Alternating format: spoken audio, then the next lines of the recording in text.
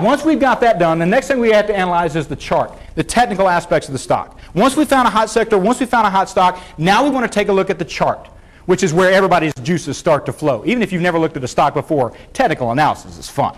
It really is. It's a game.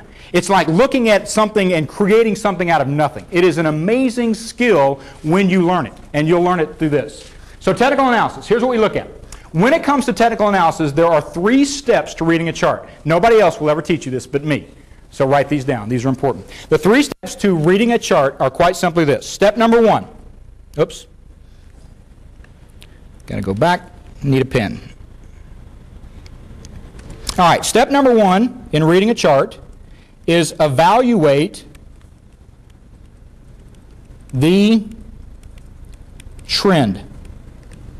That's step number 1. Evaluate the trend. Now, what does that mean? Exactly. That's it. We have to look at what is the stock currently doing right now. What is it doing right now? Now, here's what we know about trends and trend evaluation. It's very simple, very easy process, and this is what we do. To evaluate a trend, all we simply have to do, let me move this back down so I can move forward. To evaluate a trend, all we have to do is simply understand this. The daily price action of a stock. What do I mean by daily price action? Open, high, low, and close. The daily price action of a stock creates what we call the stock's movement, and over time that combination of movement creates and defines the current trend. Now, the good news is there's only 3 trends. That's it. And everybody in this room knows what they are, even if you've never bought a stock before. Think about this logically. What is the only thing a stock can do? Go up, go down, or stay the same. That's it. Can't do anything else.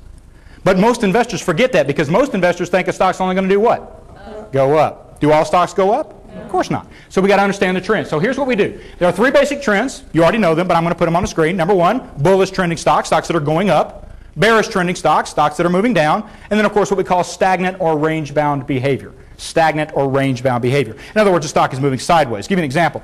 You guys all know who GE is, right? GE. GE has been about $35 a share for 6 years. That's what we call a range-bound stock, stagnant, okay?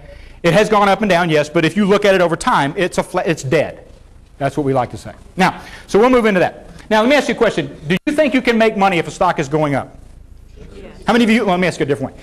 How many of you believe that you can make money when stocks go up? Believe it. How many of you believe you can make, raise your hand if you believe it, okay? How many of you have ever made money on a stock that went up? Interesting. So you believe you can make money and you've done it. Interesting. All right, let me ask you this. How many of you believe that there are people on this planet that can make money when stocks go down? You believe that? How many of you have ever done it? Wow, a few of your hands went up. Let me ask you this one. How many of you believe that there might be people on this planet that can actually make money when stocks move sideways? Sure. How many of you have ever done that? No. Even fewer. So what you're telling me is the vast majority of you believe that you can make money if they go up, down, or stay the same, but you've only made money in one direction. Why is that? Lack of knowledge. That's all it is. It's just a lack of knowledge. So the more you think about this, the faster you realize that knowledge is the key here. That's it. So let's get some knowledge.